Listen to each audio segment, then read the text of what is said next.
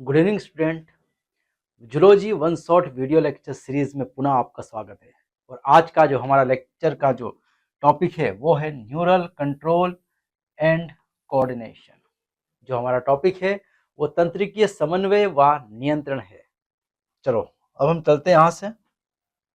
समन्वय, कोऑर्डिनेशन क्या है? परिभाषा कोऑर्डिनेशन की, समन्वय एक ऐसी क्रियाविधि है, ये क्रियाविधि है, एक प्रोसेस है, क्रियाविधि है जिसके द्वारा दो या अधिक अंगों के बीच क्रियाशीलता बढ़ती है व एक दूसरे अंगों के कार्यों में मदद मिलती है।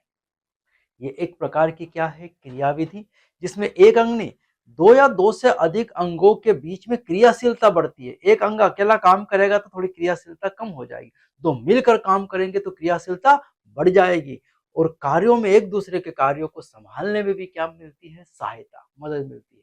और इसी के लिए एक उदाहरण यहाँ पर प्रस्तुत किया है। उदाहरण दिया गया है शारीरिक व्यायाम।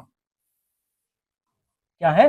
शारीरिक व्यायाम, एक्सरसाइज जब करते हैं तो पेशियों के संचालन हेतु ऊर्जा की आवश्यकता भी बढ़ जाती है। व्यायाम करने के लिए पेशियों को क्या चाहिए? ऊर्जा। ऊर्जा की आवश्यकता बढ़ जाती है और इसीलिए क्या बढ़ेगा? ऑक्सीजन की आवश्यकता भी वृद्धि हो जाती है, क्योंकि ऊर्जा तभी मिलेगी जब हमारे शरीर में क्या चलेगा? श्वसन। तो ऊर्जा की आवश्यकता बढ़ती है, श्वसन की दर बढ़ती है और ऑक्सीजन की आवश्यकता भी क्या हो जाती है? बढ़ जाती है। ऑक्सीजन की अधिक आपूर्ति के लिए श्वसन दर बढ़ेगी। अब ऑक्सीजन ऐसे तो मिलेगी नहीं, श्वसन की दर को क्या करना पड़ेगा? बढ़ाना पड़ेगा। और श्वसन की दर को बढ़ाने के लिए हृदय स्पंदन दर बढ़ जाएगी, क्योंकि ऑक्सीजन जल्दी जल्दी पहुंचाएगा कौन? हार्ट बीट तेज हो जाएगी।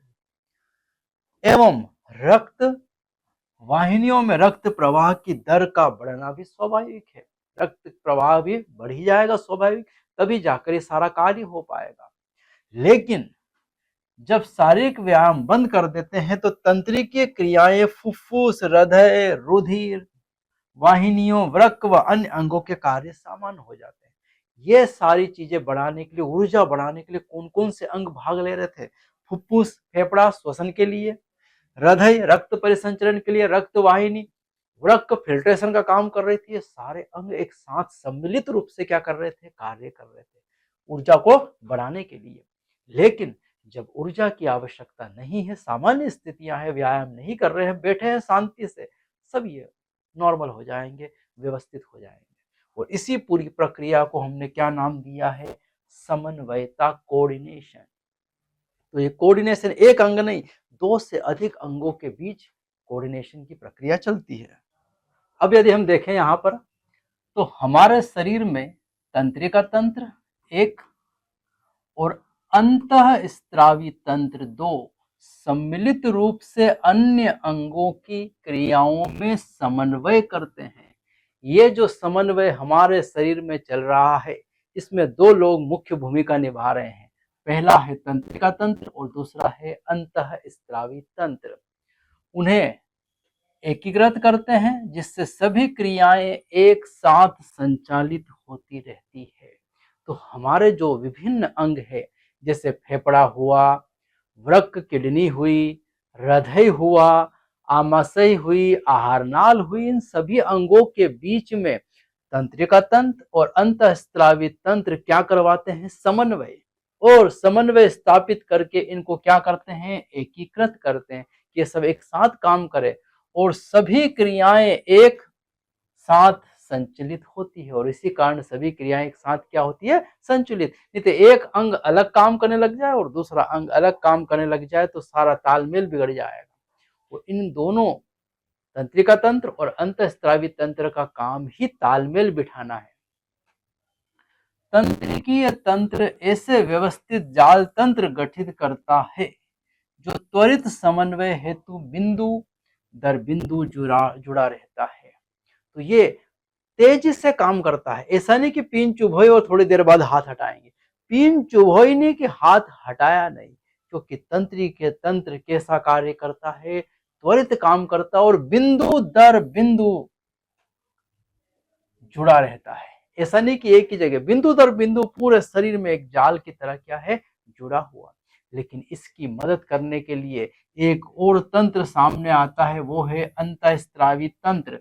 और ये किसका स्त्रावण करेगा, हार्मोन्स का। तो तंत्रिका तंत्र और अंतःस्रावी तंत्र के हार्मोन्स दोनों मिलकर क्या करते हैं, समन्वय की प्रक्रिया को करते हैं। चलो आगे चले यहां से। तंत्रिकीय तंत्र और तंत्रिकीय तंत्र, सभी प्राणियों का तंत्रिकीय तंत्र अति विशिष्ट प्रकार की कोशिकाओं से बनता है और वो कहलाती है तंत्री कोशिका या न्यूरॉन। सभी जीवों में विशिष्ट प्रकार की तंत्री कोशिकाएं उपस्थित है और तंत्रिका तंत्र की इन कोशिकाओं को न्यूरॉन कहा या तंत्रिका कोशिका कहा है। ये विभिन्न उद्दीपनों की पहचान कर ग्रहण करती है।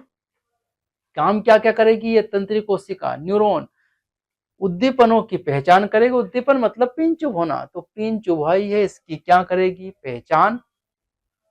उस सिग्नल को ग्रहण करेगी, उस सिग्नल को ग्रहण भी करना है और इसका संचरण करती है, क्योंकि इसको कहां तक पहुंचाना है, मस्तिष्क तक पहुंचाना है। तो 3 काम करेगी ये न्यूरॉन, उद्दीपनों की पहचान, ग्रहण करना और इनका संचरण करना। ये तीनों काम जो है वो कौन करेगा, तंत्रिकीय तंत्र की ये न्यूरॉन कोशिकाएं करती है। इनका पहला उदाहरण है, निम्न अकशेरुकी प्राणियों में तंत्रिकीय संगठन बहुत ही सरल प्रकार का होता है। निम्न अकशेरुक प्राणियों में तंत्रिकीय संगठन बहुत ही सरल प्रकार का है, बहुत सिंपल सरल प्रकार का होता है। और उनमें अगर हम देखें यहाँ पर, तो सबसे पहले हम किसकी बात कर रहे हैं, हाइड्रा। हाइड्रा में तंत्रिकीय जाल के रूप में होता है, तंत्रिकीय जाल के रूप में उपस्थित होता है हाइड्रा में। हाइड्रा में तंत्रिका कोशिकाएं जाल की तरह, वायर की तरह बिछ जाती है, कोई मस्तिष्क नहीं होगा। तो हाइड्रा को यदि आप पिन चुबाओ तो थप्पड़ मारेगा नहीं। हाइड्रा को अगर आपने पिन चुबाई तो हाइड्रा थोड़ा सा खिसक जाएगा साइड में, इससे ज्यादा कोई प्रतिक्रिया नहीं देगा। अगला है हमारा कीट, और कीट का तंत्रिकीय तंत्र अधिक व्यवस्थित होता है। और कीटों में तंत्रिकीय तंत्र अधिक व्यवस्थित होगा क्योंकि कीटों में ये मस्तिष्क होगा, और मस्तिष्क के अलावा कीटों में क्या होगा, तंत्रिकीय तंत्र में मस्तिष्क, ये रहा मस्तिष्क, और इसके अलावा अनेक गुच्छिकाएं और गुच्छिकीय ऊतकों का बना होता है। ये गुच्छिकाओं नर्व ग्लिया, न्यूरोग्लिया और ऐसे तंत्र की ऊतकों से क्या होता है, निर्मित। किसमें, कीटों में। यहाँ मस्तिष्क आ गया है, हाइड्रा तक कोई मस्तिष्क उपस्थित नहीं था। और कशेरुकी प्राणियों में अत्यधिक विकसित तंत्रिका तंत्र पाया जाता है, लेकिन कशेरुकी वर्टिब्रेट्स में और विकसित क्या मिलेगा, तंत्रिकीय तंत्र मिलेगा आपको। चलो आगे चलें। इसके बाद अब हम देख रहे हैं मानव का तंत्रिकीय तंत्र। सुविकसित है हमारा तंत्रिकीय तंत्र, जिसको 2 भागों में बांटा है, केंद्रीय तंत्रिका तंत्र और परिधीय तंत्रिका तंत्र, CNS, और इधर है PNS, सेंट्रल न्यूरल सिस्टम। इधर है पेरिफेरल न्यूरल सिस्टम। और जब केंद्रीय है तो केंद्र में 2 ही लोग रखे हैं यहाँ पर, ब्रेन या मस्तिष्क और मेरुरज्जु या स्पाइनल कॉर्ड। और इनका क्या काम है, सूचनाओं का संसाधन व नियंत्रण। सूचनाओं का संसाधन करते हैं और नियंत्रण करते हैं ये दोनों, मस्तिष्क व मेरुरज्जु। परिधीय तंत्रिका तंत्र की अगर बात करें तो CNS से संबंधित सभी तंत्रिकाओं से संबंधित है। CNS से संबंधित, केंद्रीय तंत्रिका तंत्र से संबंधित सभी तंत्रिकाओं का ये से संबंधित कौन है, हमारा PNS है। ब्रेन से निकलने वाली और मेरुरज्जु से निकलने वाली सारी तंत्रिका कोशिकाओं को नियंत्रित कौन करता है, परिधीय तंत्रिका तंत्र। उद्दीपनों की अंगों से CNS तक लाता है। उद्दीपनों को अंगों से कहाँ लाएगा, CNS तक। जैसे आपका हार्ट बीट चलाना है तो हार्ट से सिग्नल कहाँ जाएगा, CNS तक। और CNS क्या सिग्नल देता है, वो कहाँ तक पहुंचाएगा, हार्ट तक। ये काम कौन करेगा, परिधीय तंत्रिका तंत्र। मतलब परिधीय तंत्रिका तंत्र बिचौलिया है किस किस के बीच में, CNS और अंगों के बीच का बिचौलिया पर्सन कौन है, पीएनएस। और इसको पुनः दो भागों में बांटा है, कायिक तंत्रिका तंत्र और स्वायत्त तंत्रिका तंत्र। कायिक तंत्रिका तंत्र में यहाँ आ रहा है सीएनएस से कंकाल पेशी। सीएनएस से कंकाल पेशी मतलब हाथ पैर जबड़े की पेशियों को जो सिग्नल भेजा जाता है वो कौन नियंत्रित करता है, कायिक तंत्रिका तंत्र। और ये हमारे ब्रेन के कंट्रोल में, हाथ उठाना चाहूँ, क्या बोलना चाहूँ, चलना चाहूँ, ये मेरे नियंत्रण में है। कायिक तंत्रिका तंत्र हमारे नियंत्रण में होता है। दूसरा है स्वायत्त तंत्रिका तंत्र। स्वायत्त जैसे स्वयं, ऑटोनोमस।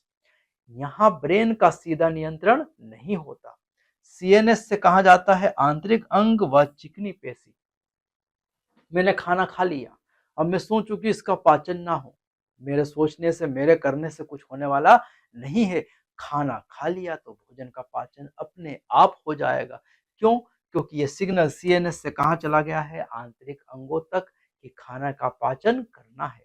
अब ये हमारे सीधा नियंत्रण में नहीं है।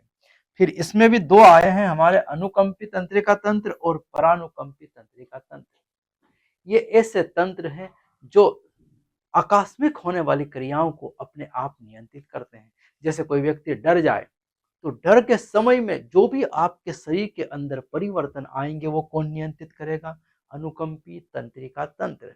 लेकिन वापस उनको नॉर्मल कौन लाएगा, परानुकंपी तंत्रिका तंत्र। ये इमरजेंसी के काम करने वाले एक्टिविटीज है। ठीक है, अब आगे चले हम।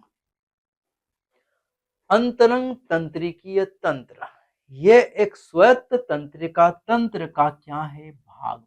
ऑटोनोमस का ही भाग है कौन, अंतरंग तंत्रिकीय तंत्र।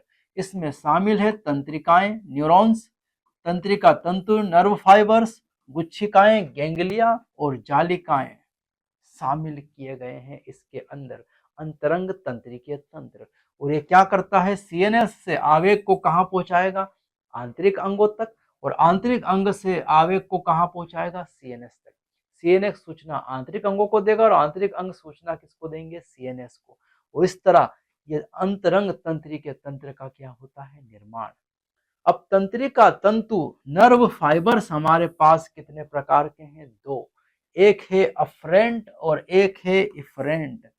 अफरेंट तंत्रिका तंतु या फाइबर्स जो भी जैसे पिन चुभोए तो सिग्नल को कहां तक लेके आएंगे, ब्रेन तक। उद्दीपन को मस्तिष्क तक लाना का काम कौन करेगा, अफरेंट तंत्रिका तंतु। और मस्तिष्क फिर बोलेगा किसको, हाथ को, कि तुरंत हाथ हटाओ, किसी ने पिन चुभोई है। सूचना को मस्तिष्क से अंगों तक लाने का काम कौन करेगा, इफरेंट। ये अफरेंट है और ये इफरेंट है। ये सेंसरी है और ये मोटर है। सेंसरी और मोटर जैसा काम करेंगे ये तंत्रिका तंतु। सूचनाओं को लाना मस्तिष्क, और मस्तिष्क से सूचनाओं को पुनः ले जाने का काम कौन करेगा, तंत्रिका तंतु करेगा। चलो आगे चले। इसमें तंत्री कोशिका हमने अभी देखा। तंत्रिका तंत्र की संरचनात्मक व कार्यात्मक इकाई क्या है, तंत्री कोशिका। इसका सूक्ष्मदर्शी संरचना दी गई है। नग्न आंखों से देख पाना संभव नहीं है, सूक्ष्मदर्शी से देखकर इसके तीन भाग निकल कर आते हैं। पहला भाग कोशिका काय, द्रुमास्म और तंत्रिकाक्ष। कोशिका काय मतलब ये मुख्य भाग है इसका, ये वाला भाग।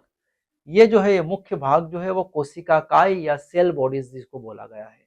दूसरा भाग इससे निकले पेड़ की ब्रांचेस जैसी डेंड्रोन या द्रुमास्म, द्रुमास्म या डेंड्राइड्स जो है वो दूसरा भाग है। और तीसरा भाग है तंत्रिकाक्ष, एक्सोन, ये तीसरा भाग है। ये तीन भाग इसके मुख्य भाग है इस तंत्री कोशिका के। कोशिका काय, डेंड्रोन और तंत्रिकाक्ष, ये तीन मुख्य भाग हैं। अब अगर आगे देखें तो कोशिका काय में कोशिका द्रव्य व प्रारूपिक कोशिकांग व विशेष दानेदार अंगक निसेल ग्रेन्यूल्स पाए जाते हैं।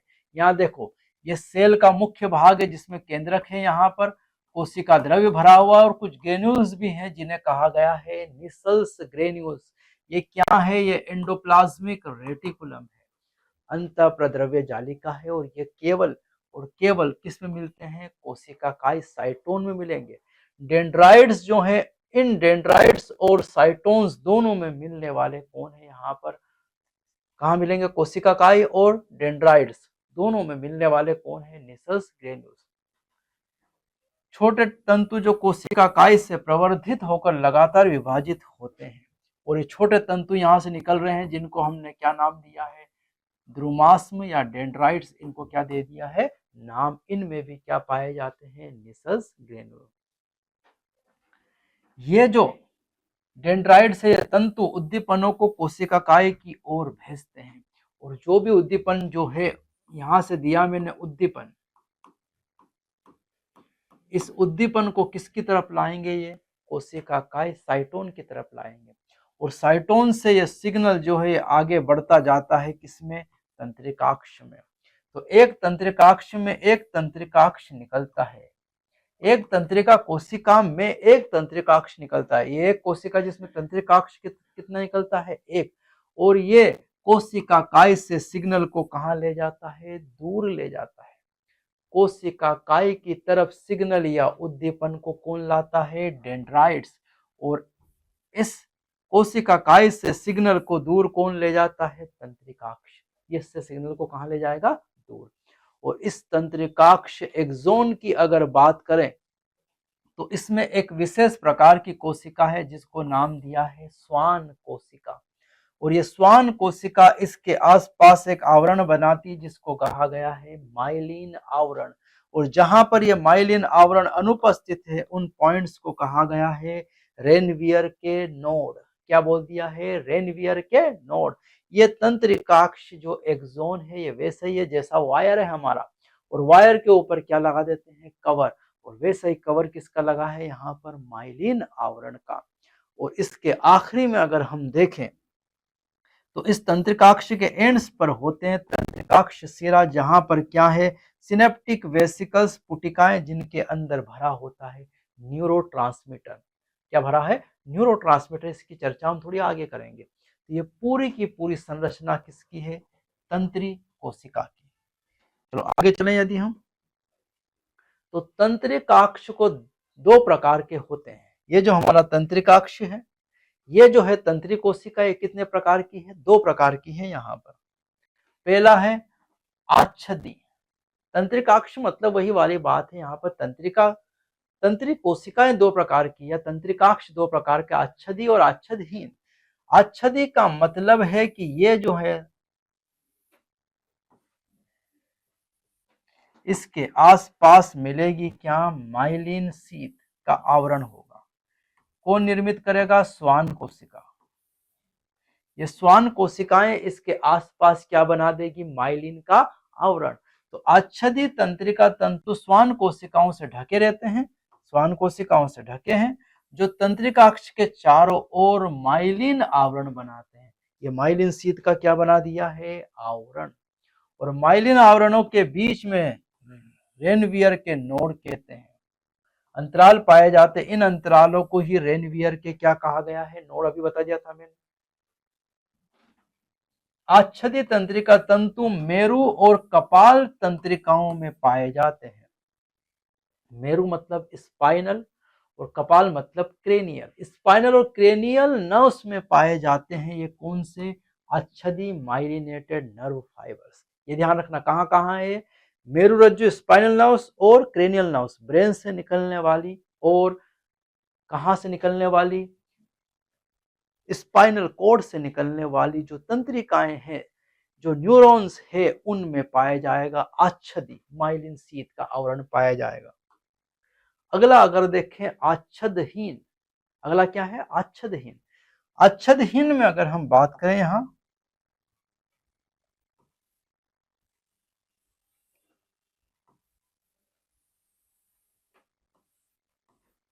तो इसमें माइलिन शीट क्या होगी, अनुपस्थित।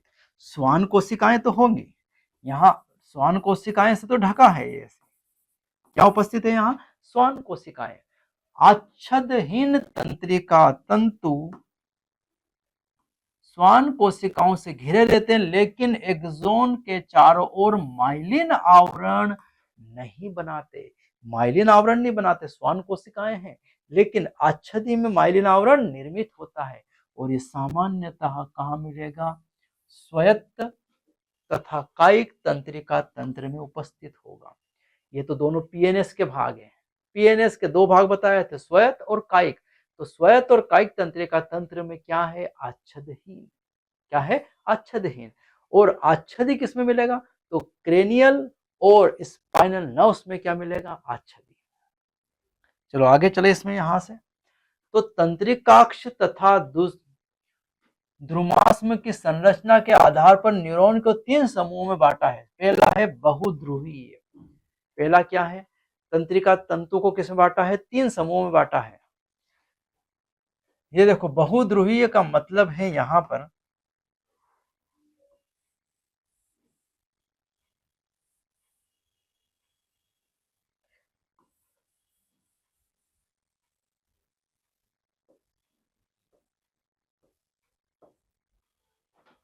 ये, इसमें माइलिन आवरण बना दें।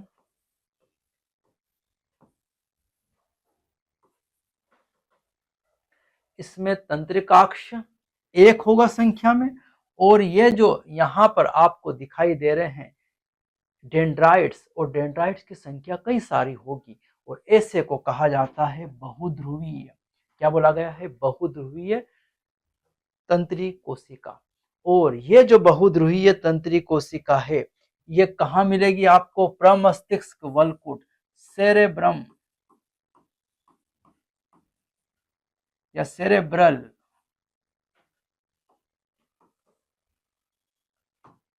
सेरेब्रल कॉर्टेक्स, प्रमस्तिष्क वलकुट में या सेरेब्रल कॉर्टेक्स में आपको क्या मिलेगा, अधिकतर बहुध्रुवीय न्यूरॉन मिलेंगे। कई सारे ध्रुव होंगे, सभी जगहों से सिग्नल आएगा, यहाँ से सिग्नल, यहाँ से सिग्नल, सारे उद्दीपनों को ग्रहण करने की ताकत है किसमें, बहुध्रुवीय। और ये मुख्य भाग है मस्तिष्क का, प्रमस्तिष्क वलकुट क्षेत्र, उसमें होगा बहुध्रुवीय। आगे चले, यदि हम द्विध्रुवीय, एक तंत्रिकाक्ष और एक ध्रुमास्म है। ध्रुमास्म की संख्या यहां पर 2 से अधिक थी, 2 से अधिक, और यहां संख्या ध्रुमास्म की कितनी हो गई है, 1। तो इसका चित्र बना लेते हैं।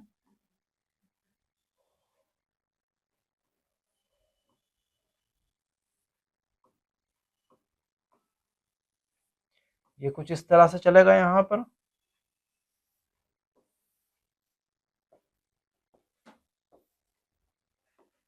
ये माइलिन आवरण,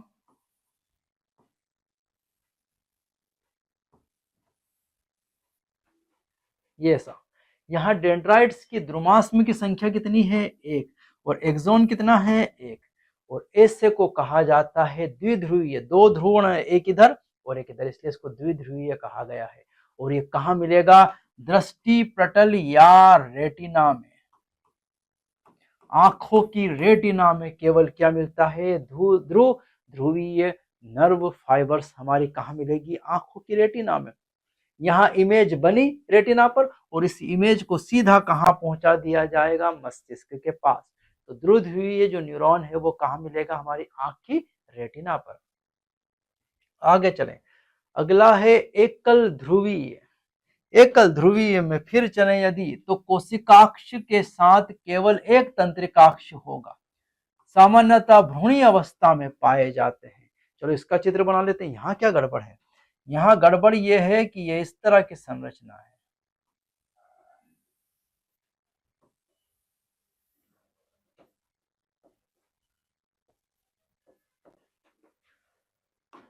इसमें ये केंद्रक, ये माइलिन आवरण,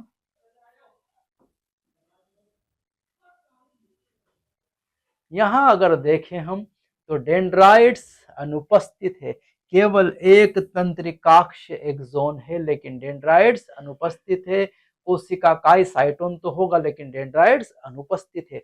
और ऐसा केवल कहाँ मिलता है, भ्रूणी अवस्था में, क्योंकि भ्रूण में कई सिग्नल से उद्दीपन कई बाहर से लेने की आवश्यकता नहीं है।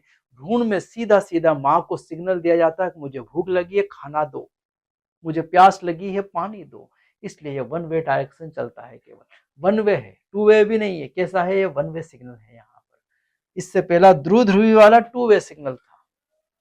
और ये तो चौराहे हैं, मल्टीपल सिग्नल्स आ रहे हैं यहाँ पर। तो ये हमारे 3 जो है हमने देखे, एकल ध्रुवीय, ध्रुवी ध्रुवीय, और यहाँ से अब अगला जो हम टॉपिक देखेंगे यहाँ से, अब आगे हम बढ़ते हैं अगले टॉपिक की तरफ। ये 3 हमारे प्रकार कंप्लीट हो गए। चलो अगला हमारा टॉपिक जो है वो है तंत्रिका आवेगों की उत्पत्ति व संरचना। तंत्रिका आवेगों की उत्पत्ति व संरचना जो है, संरचना है, ट्रांसमिशन है, वही हमारा अगला टॉपिक है। चलो, इस प्रक्रिया 3 चरणों में संपन्न होती है। ये तंत्रिका आवेग जो है, ये 3 चरणों में ये प्रक्रिया संपन्न होती है। मतलब ये जो आवेग उत्पन्न कैसे होगा, फिर ये आगे कैसे बढ़ेगा, उसी के बारे में टॉपिक है। 3 चरण है यहाँ पर। पहला चरण जो है हमारा विश्राम कला विभव, या इसी को नाम दिया है ध्रुवीय अवस्था। क्या है एक अवस्था ये? इसको समझने के लिए यहाँ पर, इस अवस्था को समझने के लिए एक चित्र बना रहे हैं, हम उस चित्र से समझेंगे इस अवस्था को। ये मैंने यहाँ पर बनाया है तंत्रिकाक्ष। ये है तंत्रिकाक्ष।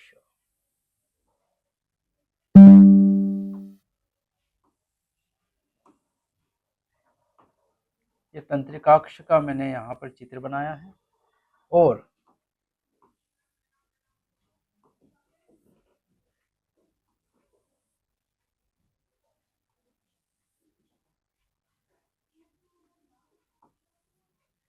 इसमें यहाँ पर ये लगा रहा हूं मैं चैनल्स। क्या लगा दिए हैं? चैनल्स। अब इसको समझते हैं क्या है ये है एक्सोन की झिल्ली। ये है एक्सोन की झिल्ली। किसकी झिल्ली है? एक्सोन की, या तंत्रिकाक्ष की झिल्ली है ये अंदर भरा हुआ, तंत्रिकाक्ष के अंदर भरा हुआ द्रव्य है। तंत्रिकाक्ष का द्रव्य है, कोशिका द्रव्य जिसको हम बोल सकते हैं। और ये एक्सोन की झिल्ली है। ये है सोडियम पोटेशियम पंप। इसको हम नाम देख सकते हैं सोडियम पोटेशियम पंप। ये है हमारे सोडियम पोटेशियम पंप। अब यहाँ क्या हो रहा है ये समझना है। विश्राम कला विभव को समझना है। क्या है ये विश्राम कला विभव? ये वैसी ही प्रक्रिया है तंत्रिका आवेग के उत्पन्न करने की, जैसे पानी पूरा ठहरा हो, और उस ठहरे हुए पानी में आप कंकर मारो, पत्थर मारो, तो पानी में क्या होता है? डिस्टरबेंस। और वही डिस्टरबेंस जो है वो क्या उत्पन्न करता है? तरंगे, वेव्स उत्पन्न करेगा। और वेव्स जो कंटिन्यूअस क्या करेगी? गति करेगी। किधर जाएगी? किनारों की तरफ। वैसे ही यहाँ पर जो है ये आवेग की उत्पत्ति तभी होती है जब बाहर से दिया जाता है क्या? डिस्टरबेंस, मतलब उद्दीपन। और उद्दीपन के लिए यहाँ पर वेव्स उत्पन्न होती है, आवेग उत्पन्न होता है, और वो आगे आवेग बढ़ता है और कहाँ जाता है? मस्तिष्क के पास। तो इस प्रक्रिया को समझने में आपको बहुत आसानी मिलेगी। जैसे अब पानी ठहरा हुआ होगा, तभी आप पत्थर मारोगे तो तरंग उठेगी उसमें। अगर पानी ठहरा हुआ नहीं है तो तरंग उठना संभव नहीं है। तरंग तो उठेगी, उसमें पहले उठ रही है। अब पानी में पत्थर फेंको, कुछ भी असर होने वाला नहीं है। इसलिए सबसे पहला जो अवस्था है, इसको हमने क्या नाम दिया है? विश्राम कला विभव, जिसको ध्रुवीय अवस्था कहा। इसका मतलब है पानी को ठहराना है पहले, फिर कंकर मारेंगे इसको, पहले पानी तो ठहर जाए। जब कोई न्यूरॉन आवेग का संचरण नहीं करते हैं, जैसे विराम अवस्था में तंत्रिकाक्ष झिल्ली, जब आवेग का संचरण नहीं होता है, मतलब पानी ठहरा हुआ है, उसे हमने विराम अवस्था कहा है, तब तंत्रिका झिल्ली सोडियम आयंस के लिए Na+ के लिए अपारगम्य, लगभग क्या है? अपारगम्य की तुलना में पोटेशियम आयंस के लिए अधिक पारगम्य हो जाती है। किसके लिए पारगम्य हो जाती है? पोटेशियम आयंस के लिए। और सोडियम के लिए क्या हो जाएगी? अपारगम्य। इसका मतलब जो सोडियम आयन है, जो Na+ है, वो Na+ बाहर ज्यादा हो जाएंगे और K+ अंदर ज्यादा हो जाएंगे। एक्सोप्लाज्म में K प्लस और बाहर सोडियम प्लस ज्यादा हो जाएंगे। पारगम्यता बदल गई यहाँ पर झिल्ली की, ठीक है। तो झिल्ली K प्लस के लिए क्या है, सोडियम के लिए अपारगम्य और पोटेशियम के लिए अधिक क्या हो गई है, पारगम्य। तेजी से पोटेशियम आयन कहाँ लेती है, अंदर। इसी प्रकार झिल्ली तंत्रिकाक्ष द्रव्य में उपस्थित ऋणात्मक आवेशित प्रोटीन के लिए भी क्या है, अपारगम्य। यहां ऋणात्मक जो प्रोटीन जो अंदर है, यहां देख लेते हैं, ऋणात्मक प्रोटीन के लिए भी क्या है, अपारगम्य। इसका मतलब ऋणात्मक प्रोटीन की मात्रा भी अंदर क्या हो गई, बढ़ गई। K प्लस की मात्रा भी अंदर बढ़ गई, लेकिन Na प्लस की मात्रा अंदर घट गई, क्योंकि Na प्लस कहाँ ज्यादा है, बाहर। और बाहर K प्लस की मात्रा जो है वो क्या हो गई है, कम, क्योंकि K प्लस सब अंदर चला गया है। ऋणात्मक प्रोटीन भी ज्यादा कहाँ है, अंदर, ठीक है। तो ज्यादा अगर हम देखें तो पॉजिटिव आयन जो है वो इस झिल्ली में कहाँ नजर आएंगे आपको, बाहर की तरफ। बाहर की तरफ आपको क्या दिखाई देंगे, मैं यहाँ चार्ज इससे ले लेते हैं, बाहर की तरफ पॉजिटिव,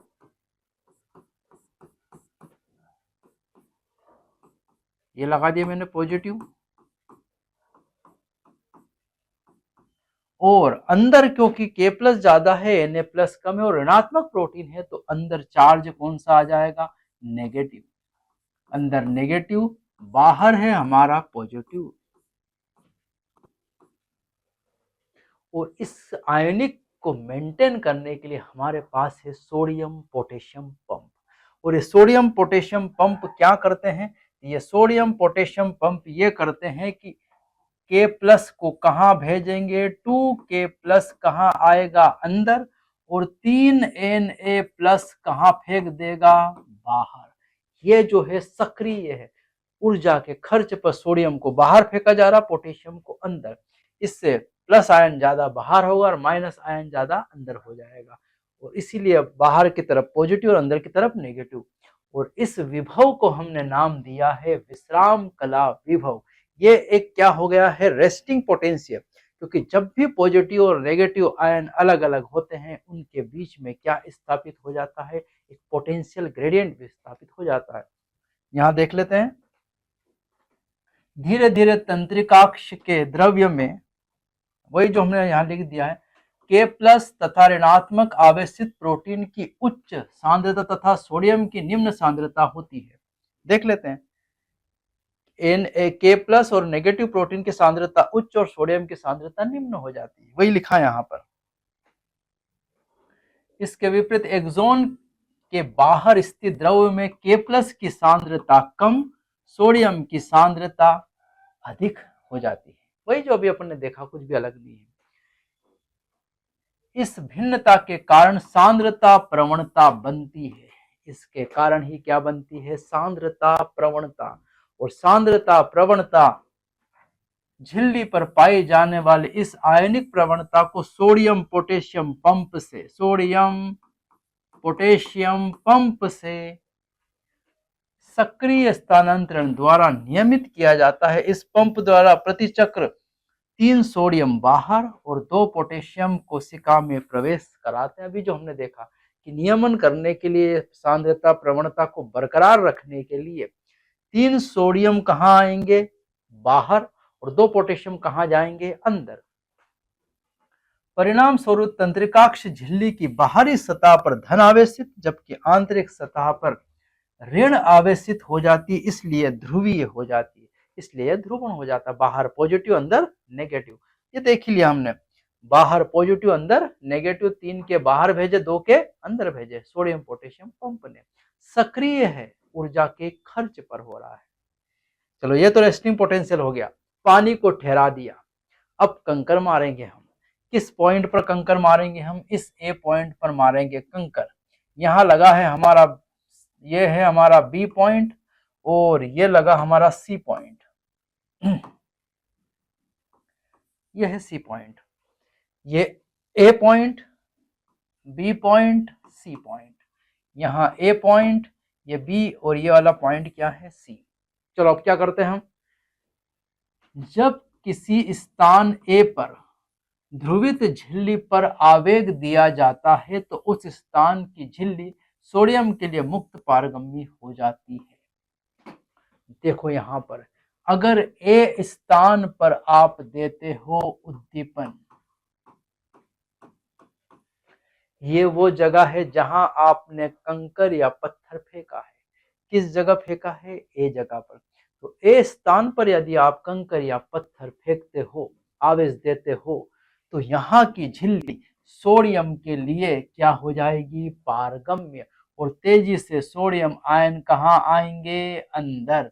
और सोडियम आयन अंदर आएंगे तो पॉजिटिव आयन कहाँ आ जाएगा? अंदर। इसलिए अंदर की झिल्ली यहाँ पर पॉजिटिव हो जाएगी और बाहर की झिल्ली क्या हो जाएगी? नेगेटिव। पहले कैसी थी? बाहर पॉजिटिव अंदर नेगेटिव। अब इस स्थान पर पारगम्यता बदलने से अंदर की झिल्ली पॉजिटिव और बाहर की झिल्ली कैसी हो गई है? नेगेटिव, जिसके फलस्वरूप सोडियम तीव्र गति से अंदर जाते हैं और एक सतह पर विपरीत ध्रुवता हो जाती है, अर्थात झिल्ली की बाहरी सतह पर ऋणात्मक आवेशित तथा आंतरिक सतह धनात्मक आवेशित हो जाती है। आंतरिक धनात्मक, बाह्य ऋणात्मक। ए स्थान पर झिल्ली की विपरीत ध्रुवता होने से विध्रुवीकरण हो जाता और इसी को कहा जाता है डीपोलराइजेशन। ध्रुवण बदल चुका है, डीपोलराइजेशन। ए झिल्ली की सतह पर विद्युत विभवांतर क्रिया विभव कहलाता है और इसी ए स्थान वाले को जो लाल से दर्शाया है यही एक्शन पोटेंशियल क्रिया विभवांतर है और इसी को हमने एक और नाम दिया है तंत्रिका आवेग। नर्व इम्पल्स या तंत्रिका आवेग या करंट है एक प्रकार का, क्योंकि पॉजिटिव नेगेटिव का खेल ही तो करंट का खेल है और वही खेल यहाँ चल रहा है। हमारे शरीर में भी करंट लगातार बहता जा रहा है, वही करंट यहाँ चल रहा है तंत्रिका आवेगों में। तो क्रियात्मक विभव यहाँ से उत्पन्न हुआ ए पॉइंट से, वो कहाँ चला गया है? बी पॉइंट की तरफ गति कर रहा है। यहाँ पर कौन गति कर रहा है? क्रिया विभवांतर। देखो क्रिया विभवांतर अंदर की तरफ तो चलता है ए से बी पॉइंट की तरफ और बाहर की तरफ देखो बी से कहाँ चल रहा है? ए पॉइंट की तरफ। ये भी ध्यान रखना, ये भी बहुत महत्वपूर्ण प्रश्न है कि क्रिया विभवांतर अंदर की तरफ मतलब एक्सोन झिल्ली के अंदर की तरफ, आवेग सब एक्सोन झिल्ली पर है, ध्यान रखना द्रव्य में नहीं, कहाँ है? झिल्ली पर। और अंदर की तरफ झिल्ली के आवेग चलेगा ए पॉइंट से बी पॉइंट की तरफ और बाहर झिल्ली के चलेगा बी पॉइंट से ए पॉइंट की तरफ। ये आपको विशेष तौर पर ध्यान रखना है। तीसरा चरण है पुनः ध्रुवीकरण। पुनः ध्रुवीकरण कैसे होगा? फिर वही झिल्ली बना लेते हैं। ये हमारा एक्सोन, ये हमारा पहला पंप, ये हमारा दूसरा पंप। और थोड़ा सा बढ़ा लो। ये हमने यहाँ बनाया चैनल पहला ए पॉइंट, दूसरा चैनल ये हमारा है बी पॉइंट। अब हम जानते हैं हमारे पास बाहर की तरफ पॉजिटिव, अंदर की तरफ पुनः क्या आ गया है? नेगेटिव। और यहां आ गया है पॉजिटिव और यहां आ गया है नेगेटिव, फिर यहां पॉजिटिव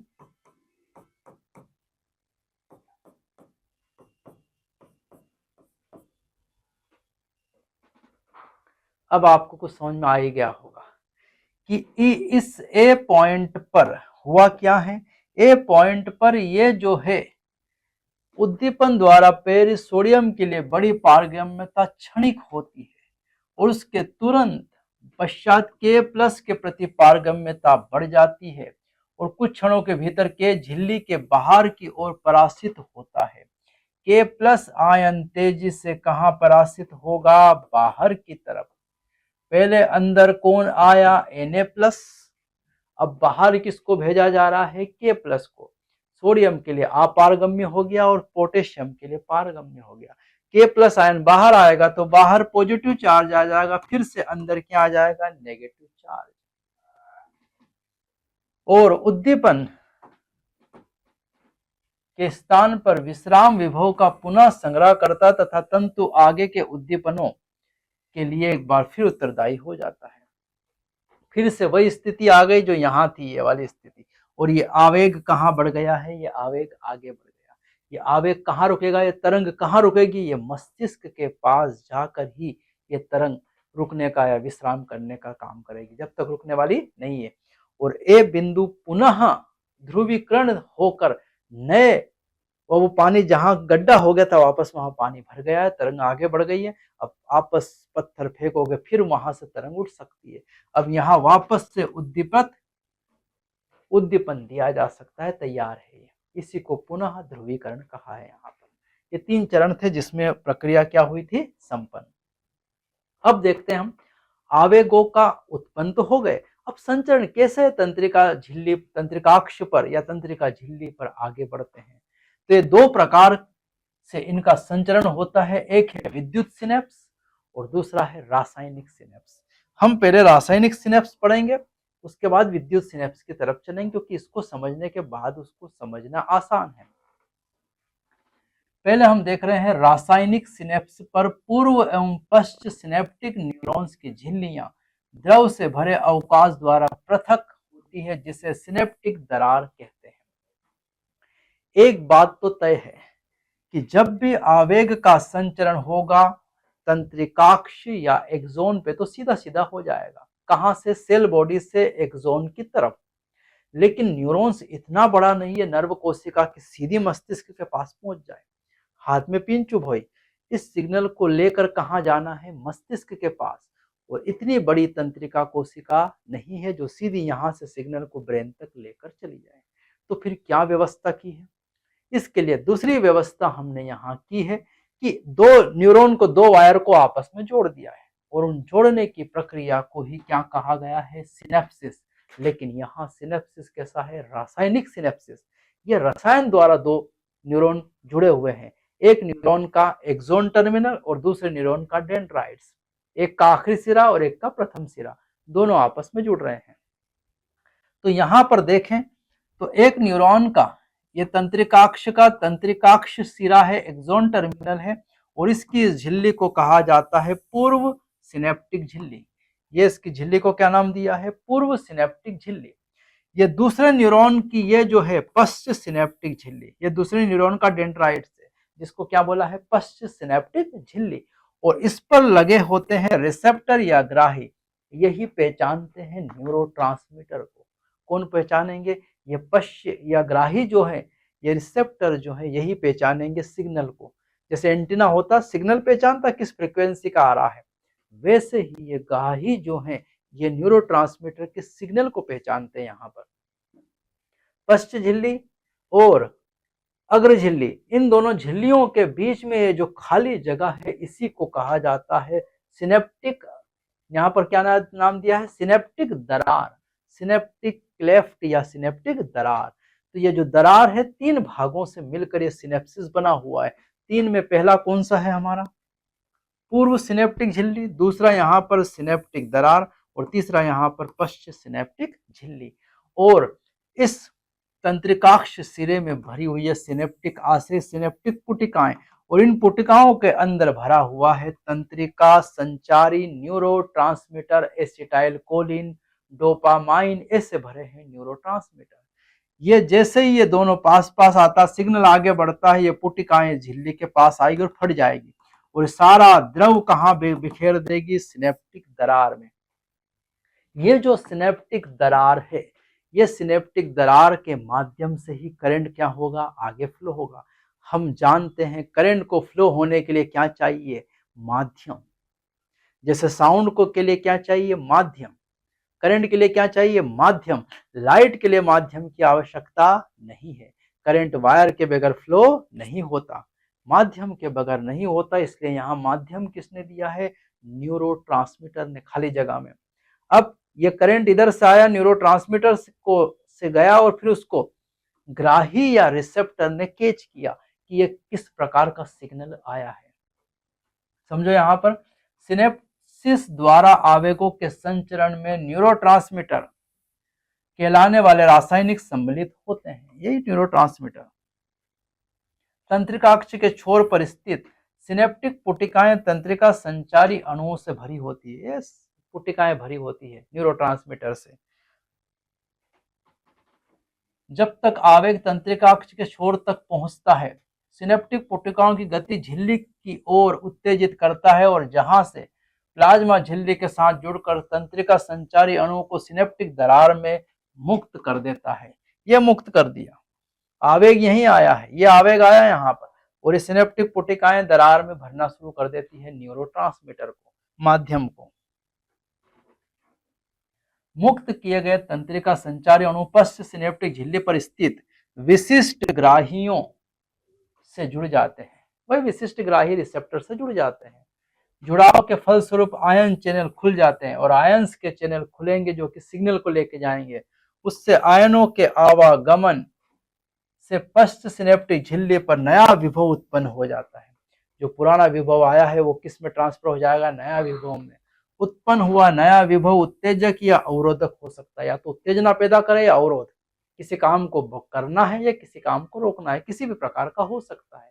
वो उत्पन्न किया आवेग, और यही है हमारा रासायनिक सिनेप्सिस। अगर इसके विपरीत हम चलें, यहाँ पर किस पर चल रहे हैं हम? विद्युत सिनेप्सिस पर। तो विद्युत सिनेप्सिस पर पूर्व और पश्च सिनेप्टिक न्यूरॉन की झिल्लियां एक दूसरे से समीप जुड़ी होती है, बहुत समीप जुड़ी होती है। यहां पर क्या नहीं होगा? यह सिनेप्टिक दरार नहीं होगी। इन वाले में यह सिनेप्टिक दरार नहीं होगी। किसमें? इलेक्ट्रिकल सिनेप्सिस में। एक न्यूरॉन से दूसरे न्यूरॉन तक विद्युत धारा का प्रवाह सिनेप्सिस से होता है। किससे होगा? सिनेप्सिस से होगा। विद्युत धारा या न्यूरॉन का आवेग का संचरण सिनेप्सिस से ही होता है, एक से दूसरे न्यूरॉन पर। विद्युत सिनेप्सिस से आवेग का संचरण एक तंत्रिकाक्ष के आवेग के संचरण के समान होता है। वायर के समान ही होगा, क्योंकि यहाँ पर सीधा सीधा जुड़ा है, बीच में खाई नहीं है, दरार नहीं है, इसलिए बिल्कुल आवेग तंत्रिकाक्ष एक्सोन के जैसा ही होगा। यहाँ पर विद्युत सिनेप्सिस से आवेग का संचरण रासायनिक सिनेप्सिस के संचरण की तुलना में अधिक तीव्र होता है। ध्यान रखना है, विद्युत सिनेप्सिस तीव्र होता है। क्यों तीव्र होगा? क्योंकि यहाँ दरार नहीं, न्यूरोट्रांसमीटर का झंझट ही नहीं है, सीधा जाएगा करंट यहाँ पर। हमारे तंत्र में विद्युत सिनेप्सिस बहुत कम होते हैं, लेकिन हमारे तंत्र में विद्युत सिनेप्सिस बहुत कम होते हैं। हर जगह शॉर्टकट लगाना अच्छी बात नहीं, किसी किसी जगह शॉर्टकट काम करते हैं। जहाँ इमरजेंसी है, जल्दी है, वहाँ तो जहाँ जल्दी है, इमरजेंसी है, वहाँ विद्युत सिनेप्सिस। बाकी जगहों पर क्या लगाया है? रासायनिक सिनेप्सिस का क्या किया गया है? प्रयोग किया गया है। समझ में आ गई बात यहाँ तक?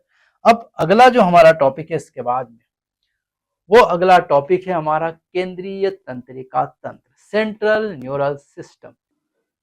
चलो, अब हमारा जो केंद्रीय तंत्रिका तंत्र है, इसमें यदि हम चले तो केंद्रीय मस्तिष्क और हमारे शरीर का केंद्रीय सूचना, मस्तिष्क हमारे शरीर का केंद्रीय सूचना प्रसारण अंग है। यह आदेश व नियंत्रण तंत्र की तरह कार्य करता है। तो हमारे सीएनएस में, जिसको हमने क्या नाम दिया था? सीएनएस। इस सीएनएस के अंदर दो लोग आते हैं, एक आता है मस्तिष्क और दूसरा आता है मेरुरज्जु, स्पाइनल कॉर्ड। अभी हम बात कर रहे हैं मस्तिष्क की, ब्रेन की। तो ये हमारे शरीर का आदेश व नियंत्रण तंत्र की तरह क्या करता है? कार्य करता है। यह ऐच्छिक गमन, शरीर के संतुलन, प्रमुख अनैच्छिक अंगों के कार्य जैसे फेफड़े, हृदय और वृक्क। अब इसके कार्य बताए हैं, ब्रेन के क्या क्या कार्य है यहाँ पर। ऐच्छिक गमन जो हमारे ब्रेन के सीधा कंट्रोल में है, शरीर के संतुलन, और अनैच्छिक अंग जो जैसे हृदय, वृक्क, फेफड़े, शरीर का तापमान नियंत्रित करना, भूख और प्यास लगना, दैनिक लय, सर्कुलेशन रिथम्स, दैनिक लय, सुबह उठना, रात को सोना, अनेक अंतःस्रावी ग्रंथियों की क्रियाओं, हमारे सारे जो एंडोक्राइन ग्लैंड्स है उनका नियंत्रण, व्यवहार, मानव व्यवहार का नियंत्रण करता है। ये सब काम कौन करता है? हमारा मस्तिष्क। मस्तिष्क ये इतने सारे काम करता है, विभिन्न काम करता है हमारे शरीर के अंदर। उसके अलावा देखो, देखने, सुनने, बोलने की प्रतिक्रिया, याददाश्त, याद रखना, और कुशाग्रता, और भावनाओं और विचारों का स्थल भी कौन है? मस्तिष्क है। तो इतने सारे मल्टीपर्पस वर्क जो है वो किसके हैं? मस्तिष्क के। तो मानव मस्तिष्क खोपड़ी द्वारा अच्छी तरह से सुरक्षित रहता है।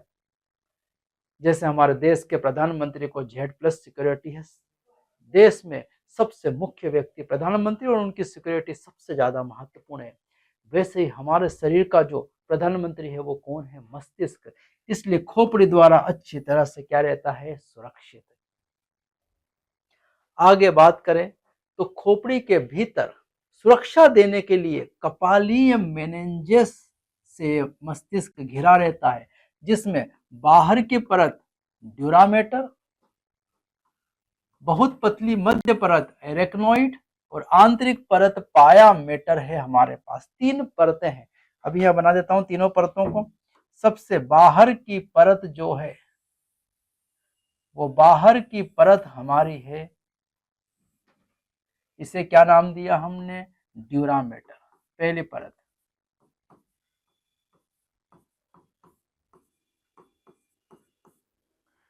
दूसरी बहुत पतली परत जो है, ये बहुत पतली परत हमारी,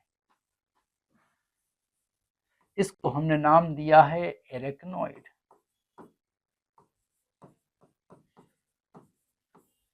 और इसके अंदर आंतरिक परत जिसको मैंने क्या नाम दिया है? पायामेटर। ये है हमारी कौन सी परत? अंदर वाली पायामेटर।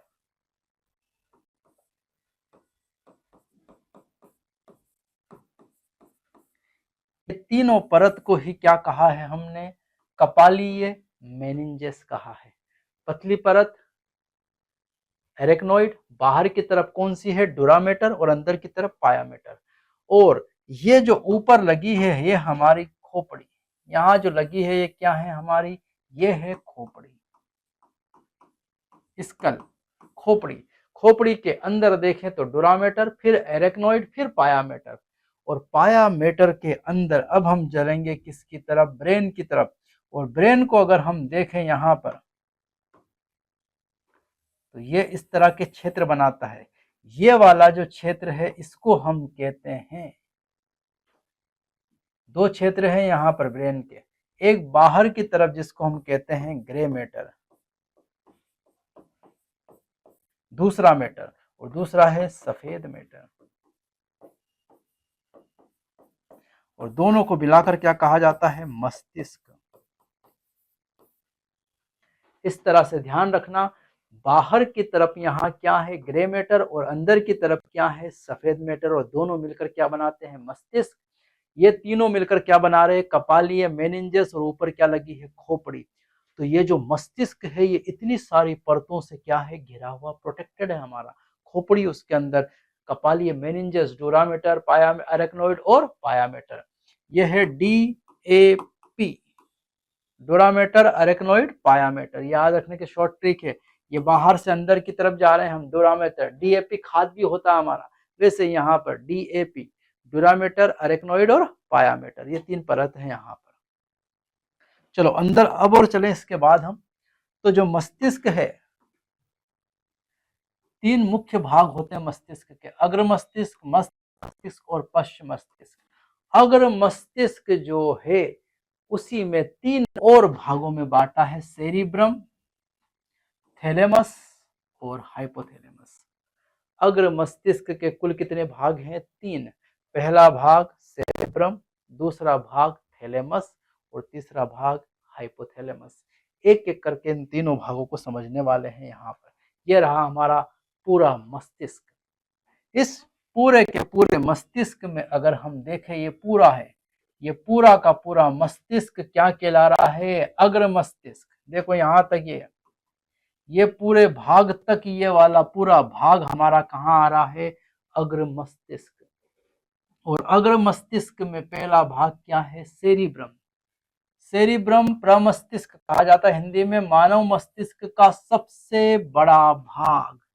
मानव मस्तिष्क का ये वाला देखो, यहां से यहां तक ये पूरा भाग किसका है? सेरेब्रम। सेरिब्रम मानव मस्तिष्क का सबसे बड़ा भाग है।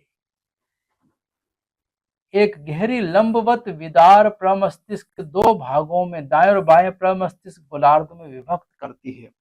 ये जो है साइड व्यू है, कैसा है, साइड व्यू से दिख रहा है यहाँ पर। अगर इसको हम ऊपर से देखें तो ये ऐसा दिखता है। दो अर्ध गोलार्ध है और इन दोनों अर्ध गोलार्ध के बीच में यहाँ लगा रखा है कार्पस कैलोसम।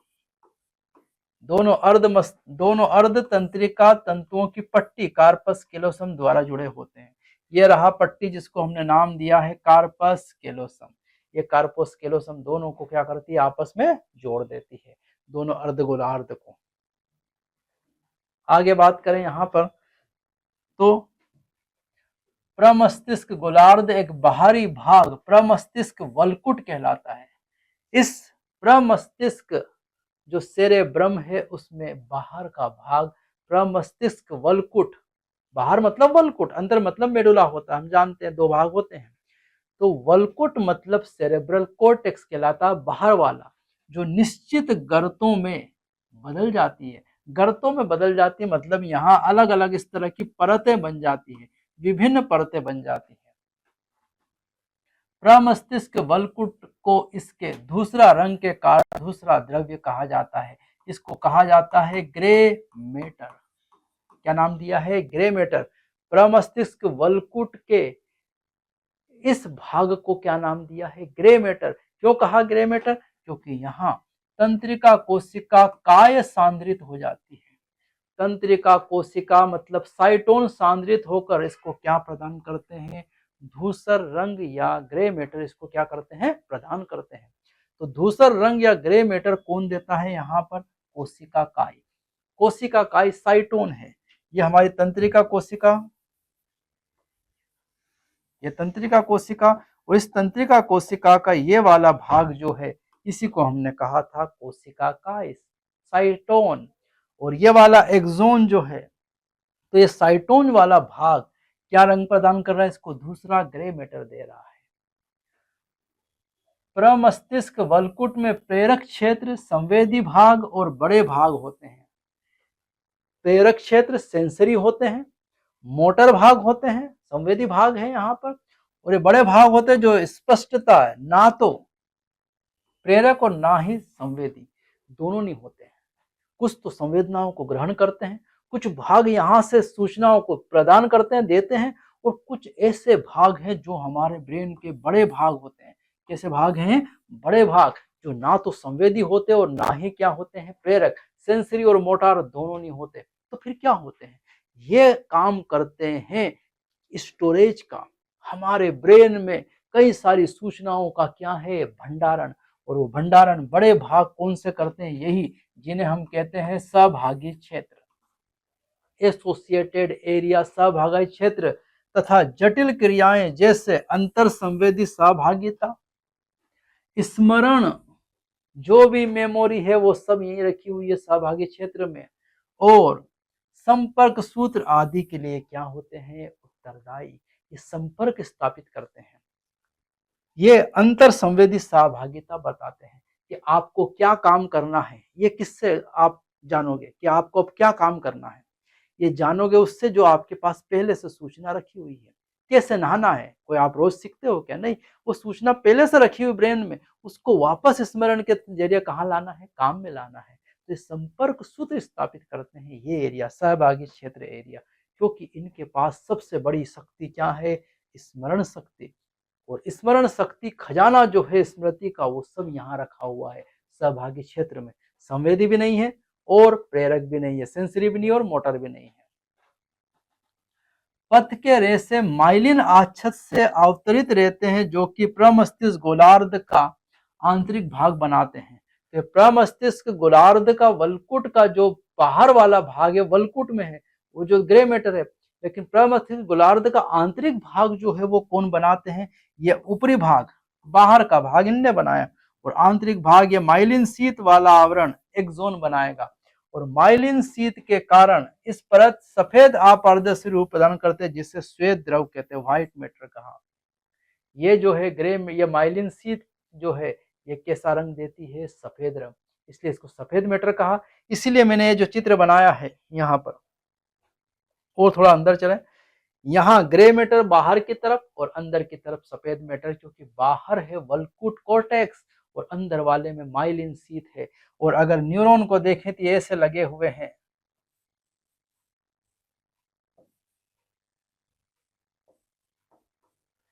तो यहाँ पर साइटोन के कारण ग्रे मैटर और ये माइलिन शीथ का जो आवरण है, इसके कारण इनका रंग कैसा है, सफेद। यही बात वो बताना चाह रहा है यहाँ पॉइंट। ये जो आपको दिखाई दे रहा है, ये वाला जो पॉइंट दिखाई दे रहा है, ये पॉइंट वही बताना चाह रहा है। चलो आगे चलें यहाँ से। अब हम अगला भाग यहाँ पर 3 भाग बताए थे, सेरेब्रम, थैलेमस और हाइपोथैलेमस। ये दूसरा भाग है कौन सा, थैलेमस। तो प्रमस्तिष्क थैलेमस नामक संरचना के चारों ओर लिपटा होता है, जो कि संवेदी और प्रेरक संकेतों का मुख्य संपर्क स्थल है। यहीं से होकर जाती है सूचनाएं, आना जाना सूचनाओं का, संवेदी और प्रेरक सूचनाओं का आना जाना किससे होगा, थैलेमस से।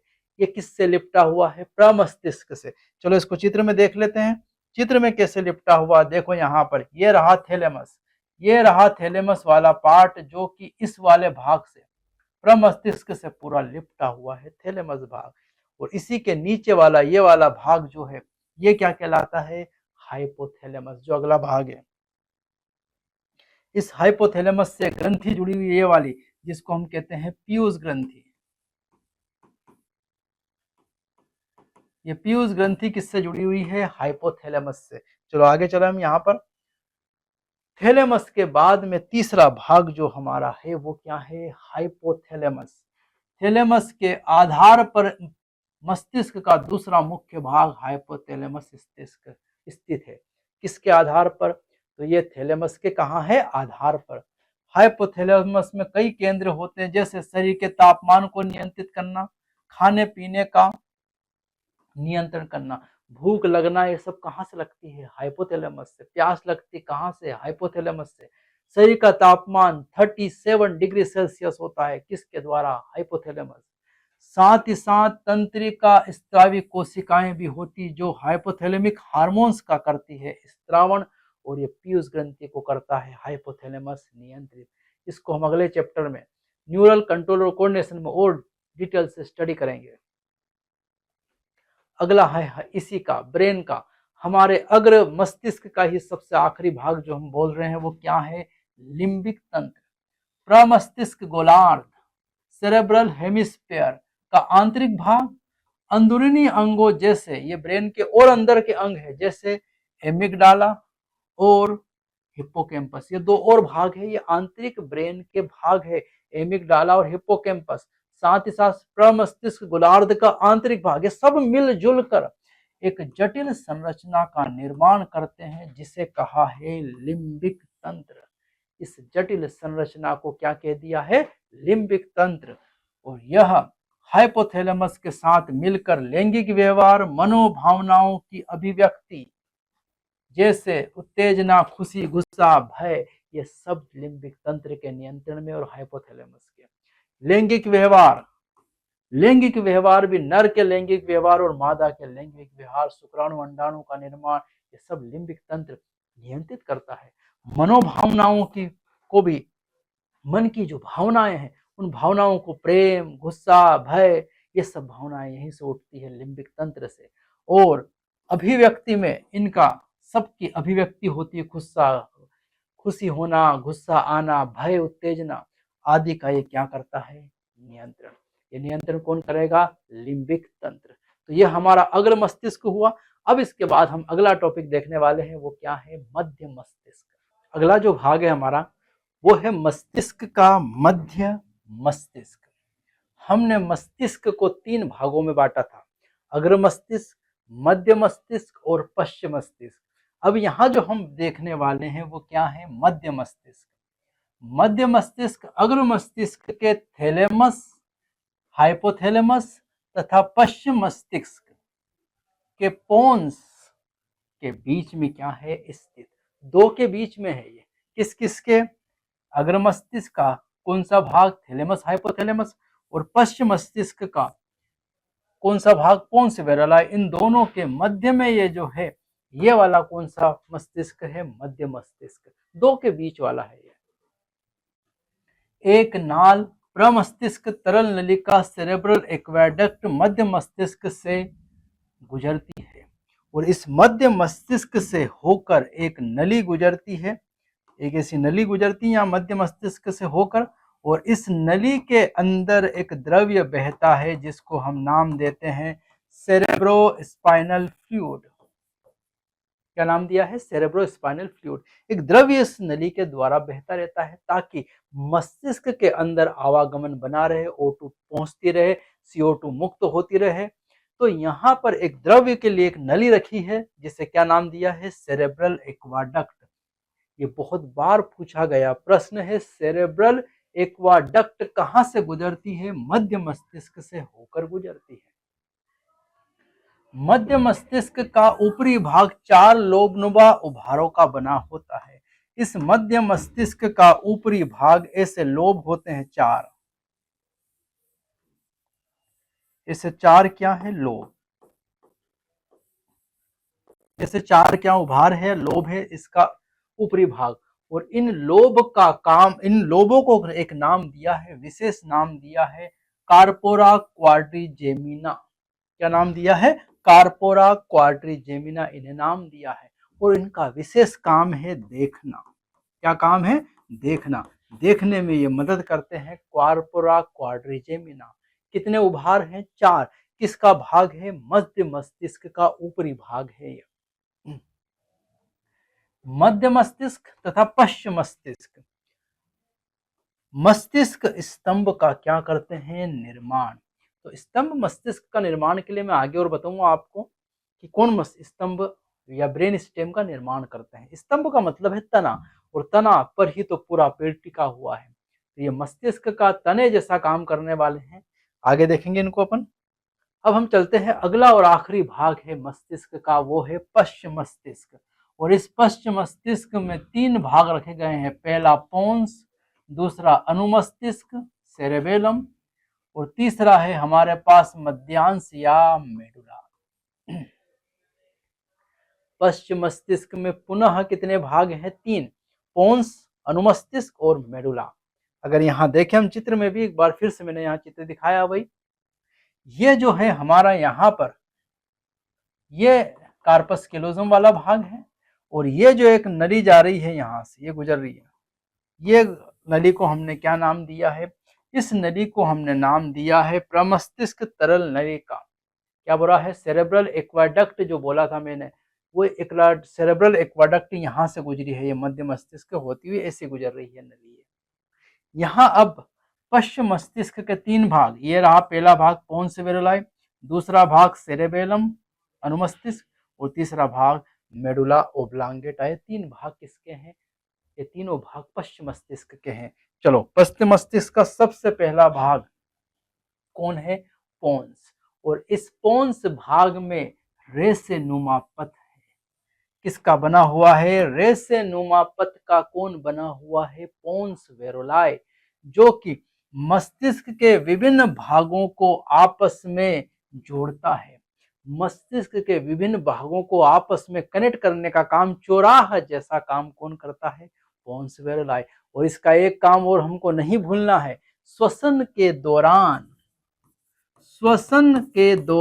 मैंने जैसा बताया, श्वसन का मुख्य जो सेंटर है वो है मेडुला ओब्लांगेटा, लेकिन इसे हमने न्यूमोटेक्सिक सेंटर कहा था। न्यूमेटेक्सिक सेंटर किसको कहा था? पोन्स वेरुलाई। यही श्वसन की दर को बढ़ा सकता है और घटा सकता है। कौन? पोन्स वेरुलाई। तो ये पोन्स वेरुलाई श्वसन पर भी अपना न्यूमोटेक्सिक सेंटर के द्वारा प्रभाव डालता है। अगला भाग है हमारा अनुमस्तिष्क सेरेबेलम। अनुमस्तिष्क की सतह वलयित कन्वोलेटेड होती, जो और अधिक न्यूरॉन्स के लिए अतिरिक्त स्थान प्रदान करती है। देखो यहाँ की सतह बिल्कुल इस तरह पत्ती नुमा होता है, लीफ नुमा, पत्ती नुमा संरचना है, और इसमें अधिक ऐसी संरचना इसीलिए ताकि ये ज्यादा से ज्यादा न्यूरॉन्स को, अतिरिक्त न्यूरॉन्स को अपने पास जगह दे सके। और इसका एक काम है जो बहुत महत्वपूर्ण है, वो काम है यहाँ पर कार्य। अगर हम देखें इसका, तो इसका कार्य है संतुलन। हमारे शरीर का पूरा संतुलन किस पर टिका हुआ है? सेरेबेलम पर, अनुमस्तिष्क पर। हम चल फिर पा रहे हैं, हम बोल पा रहे हैं, ये सारा जो संतुलन है वो संतुलन का कार्यभार किस पर है? अनुमस्तिष्क पर। तीसरा भाग यहाँ पर से आता है, वो कौन है? मेडुला ओब्लांगेटा, जो आगे जाकर स्पाइनल कॉर्ड से क्या होता है? जुड़ा हुआ। तो अब हम तीसरा भाग देख रहे हैं, वो कौन सा है? मध्यांश या मेडुला, मेडुला ओब्लांगेटा। मस्तिष्क का मध्यांश मेरुरज्जु से जुड़ा होता है, और ये जो है मेडुला किससे जुड़ा है? मेरुरज्जु, स्पाइनल कॉर्ड से जुड़ा हुआ है। और मध्यांश में श्वसन मुख्य केंद्र है, श्वसन का ये लय केंद्र है, ये मेडुला ओब्लांगेटा श्वसन, हृदय परिसंचरण, हार्ट बीट, ब्लड सर्कुलेशन, पाचक रसों के स्त्रावण से क्या है? संबंधित। तो हमारे शरीर में होने वाली ऐसी क्रियाएं जिस पर हमारे ब्रेन का सीधा नियंत्रण नहीं होता, अनिच्छिक क्रियाओं का नियंत्रण कौन करेगा? Medulla oblongata. यहाँ से तो ये पाचक रसों का स्त्रावण के लिए क्या करता है? नियंत्रण केंद्र कौन बना हुआ है? Medulla oblongata. तो श्वसन, रक्त परिसंचरण और पाचन तीनों में मुख्य भूमिका निभाता है मेडुला ओब्लांगेटा।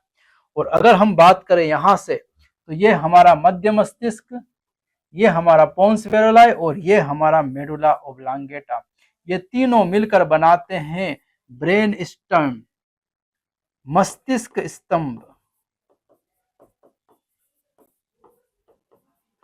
किसका निर्माण कर रहे हैं? मस्तिष्क स्तंभ या ब्रेन स्टेम का काम कर रहे हैं, क्योंकि ये तो शाखा, ये तो ऊपर की पत्तियां और शाखा जैसा फोर ब्रेन है, और मिड ब्रेन और हाइंड ब्रेन के भाग मिलकर क्या बना रहे हैं? यहाँ पर किसका निर्माण कर रहे हैं? ब्रेन स्टेम, तने का। और स्पाइनल कॉर्ड तो वैसे ही जैसे जड़ें धसी होती वैसी है यहाँ। तो ये मस्तिष्क स्तंभ जैसा काम कर रहे हैं। कौन कौन?